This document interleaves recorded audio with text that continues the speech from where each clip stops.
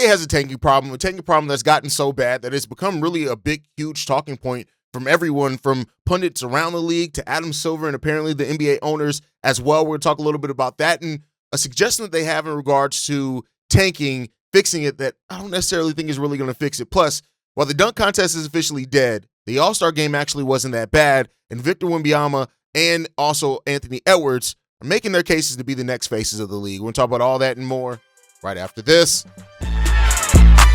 Welcome to the number one place for your daily basketball news and analysis, NBA Central. What's going on, basketball fans? Welcome to another episode of NBA Central, your number one spot for everything basketball related. I'm the host there, Haize, but more importantly, you guys can follow the channel at NBA Central Pod on every social media platform we happen to be on. With that said, let's go and get into this content for today, y'all. So, tanking has been such a hot button topic around the league here recently that, Adam Silver he was asked about it. He had a comment on it around All-Star Weekend. And it's a thing that is interesting enough that everybody has a different idea on what can actually fix tanking around the league. You have some people that say flatten the odds. I heard something as recently say make the odds the same for everyone, even the teams that made the playoffs. And I don't really think that that's as big or really fixes much. Well, it would fix it, but I don't know if that helps the league overall. I think people need to keep in mind that the whole point of the draft and why they do want teams in every league, right, with the worst records getting some of the best picks is that way you're getting close to parity. The last thing you want is NBA teams that are just completely terrible for 10 years and also don't have an opportunity to get better because the draft picks are bad, right? But there's also been another topic in regards to that, and one of the things that popped up was abolishing the draft entirely, which I just think is a bad idea overall, right? Saying allowing prospects to choose their own teams. Here's the thing. That's just that is completely letting the inmates run the asylum. Not that I'm calling players inmates or anything like that, but just using the phrase for lack of better terms, like what would stop the best players in the league from wanting to join, or best players in college from wanting to join the best players in the league, wanting to learn behind some of the biggest stars, wanting to learn, like wanting a chance to go right in and win a title, right? Like there's that one. There's been another thing that says a tournament format that allows teams that are in the lottery, right, to have a tournament. Then they win the lottery that way, which is actually playing towards it. And that way you're having players fight or something. The downside to that though is that players aren't going to play hard to draft their replacement. Like I think that's the thing that you have to get into it. But with all the fines that we're seeing going around, the Utah Jazz being fined $500,000 in regards to tanking and things like that, it's definitely something that needs to get underway, needs to get fixed. Adam Silver did say in regards to this there was a source that recorded in regards and said this: you hurt them in the pocketbook. What happens if they don't receive their full revenue share if the league finds them guilty? I do think you have to incentivize teams. Many of you guys know I'm also one of the hosts of Locked On NBA, the daily version of that show, which I do with Matt Moore and Wes Goldberg. And one of the things that Wes said is that, he talked about the teams needing to take the spirit of competition around the NBA, right? And not to knock that. I get what he's rooted in saying that you clearly have to incentivize these teams to do something because you can't trust the teams who want to do it themselves, right? So I even think the fining part of it, like, yeah, you get fined, but you don't lose any picks, right? So it's like teams, if you hit, for example, the number one pick of this draft, you stand to gain so much more money than $500,000 that teams will look at that fine and be like, okay, cool, that's cool, that gets us AJ. Are we getting Darren Peterson in regards to that? Like, cool. We'll take $500,000 fine for that, right? So there isn't any specific league changes in place right now. We don't know exactly, but it's clearly becoming a thing. Now, I do think that now it's kind of more publicized. I do think it's more blatant now than what it ever was before as well. But you're not going to abolish the draft. You're not going to set up a tournament for that. I just don't think that happens. That's setting up a whole nother type of games. And who's going to watch it? They're like, what are you going to do? Because if you're going to have a player tournament, the thing is that you would want to watch it, right? Is somebody going to watch a tournament of the worst teams in the NBA, the teams that didn't make the playoffs? I guess if you have an investment in your team getting the number one overall pick, but what about the drafts where it's not as strong of a draft and there's not a clear number one overall pick? Like what teams, if all top five guys, for example, are all basically the same, what are you going to get there? Of course, in a draft like this, the 2026 draft, of course, this is the type of draft where maybe that thing teams will be wanting to fight for. But then I said again, the player aspect of it, your players aren't going to want to play hard and fight to have the right for the team that they're currently playing for to draft their replacement if that ends up being the case. So it's just a lot of factors that go into it that I think. But I do think you have to hit ownership where it hurts. Ownership has to be the one. Players don't tank. typically. It's franchises that tank. It's ownership groups. It's front offices. I think that that's the thing that you have to look at. So whether it is taking away the revenue share, meaning that the teams, they don't get a part of it, okay, right? If you're dipping in there 3 straight years.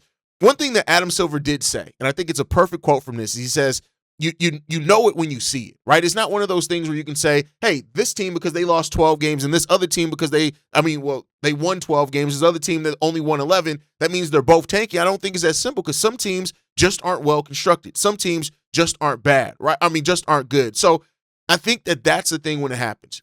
Overall, I think this. If you lose on purpose for an extended period of time, you should lose some of your lottery odds too. I think that that's a very straightforward concept in all of this. And Adam Silver and the NBA is going to have to try to focus it and figure out where they need to get it. But we'll see. Let me know your guys' thoughts on it down below. What happens with that one? What should the NBA do in that case? What do you think happens in regards to that? Let me know that down below. With that said, I want to get into some of the All-Star Weekend things. So I have been notoriously on record for stating I had no interest in NBA All-Star Weekend. I didn't think the NBA All-Star Game was going to be good. And yeah, I'm glad to tell you I was wrong. And sometimes I need to shut the hell up. The NBA All-Star Weekend was good, but partially the reason it was good is because the young guys took it seriously. Wemby was dunking on fools. Anthony Edwards got MVP. You even have players like Tyrese Maxey saying afterwards, how the young guys won it because they played with heart and grit and stuff like that. And that's all fine to see. But let's not make no mistake about it.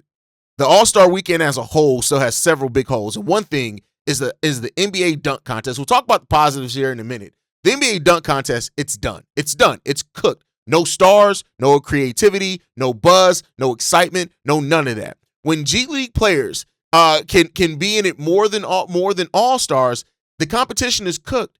And by that I say, I don't mean that there aren't G League players that can't absolutely fill up or dunk, have amazing dunks and can't be one of the best dunkers in the world. I don't think that. But you got to remember, All-Star Weekend is just about that. It should be about the All-Stars. It's a celebration about these players that casual fans know. And when you have so much of it that's owned by players that casual fans have no idea who they are, that's the problem, right? And my boy Pat, the designer, said this: they will plaque Mac McClung with Black McClung because it's a player that's similar in that, and that's a problem. And some people are going to ask, how can you fix it? I had an idea, which I've been saying for like a couple years now.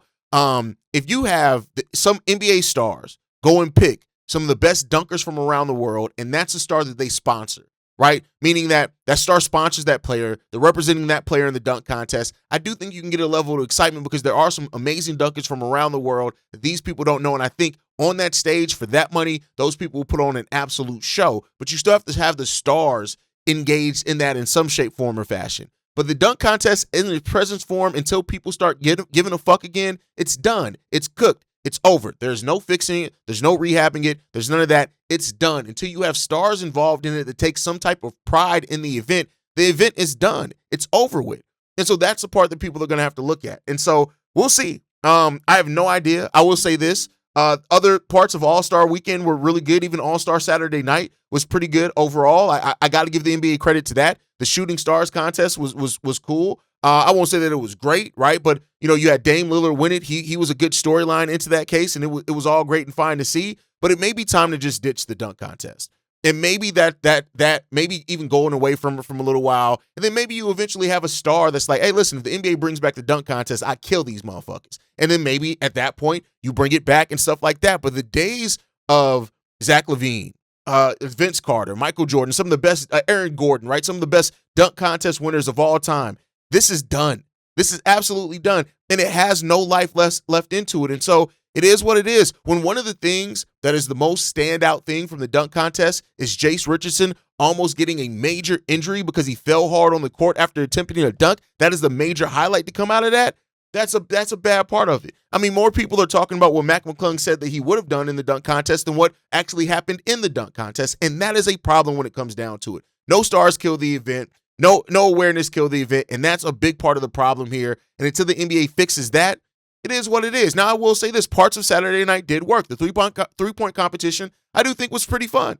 I think it was fun. I think the three-point competition was overall pretty damn fun. It was a nice spectacle to come down to it. And you had some big names in it as well, and I think that makes it fun also. But as far as the the NBA, the NBA dunk contest part of that, put that shit in the trash. Put it out the pasture, shoot it in the head. It's dead. Euthanize it until some star wants to take back accountability and take that to the chest. Otherwise, this thing is done. This thing is done. Now, I do want to get into the positive. We're going to end on the positive. As down as I was on NBA All-Star Weekend, we have finally may have seen the next birth of the faces of the league. I think Wemby has a case for that. A lot of people are talking about that. Anthony Edwards almost being surprised to win MVP. He has a case of that. But I think one thing that's definitely shifted with this is that it can't be manufactured. And that's one thing that Wemby also said afterwards in regards to it, right? He said this: being the face of the league isn't something that can be manufactured. Maybe only to some extent. It's only going to be the best players. So being the face of the league will just be the byproduct of the basketball level. And I love that Wemby did say that, because it still has to come through people actually taking pride in the game of basketball, in their play, and bringing that competitive edge back. And for me, that was one thing that I saw, is that these young players, they aren't as like this next generation isn't going to be like the last generation. I think the level of competition is going to be big for them. I think that's a big point. You have people wanting to make Wemby the face of the league. Stephen A. Smith has come out and said he wants Anthony Edwards to be the face of the league, right? And that's great.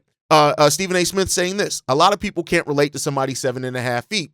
We can never do that. We can't be that. It's just an anomaly. Ant-Man is just like Steph, the babyface assassin. Damn, look at the size. He's doing what he's doing. Look at Ant-Man doing what he's doing. He's going to be the face of the NBA. Mark it down. Wemby is right there with him. He may win before him for all we know, but Ant-Man is going to be right there. I love this.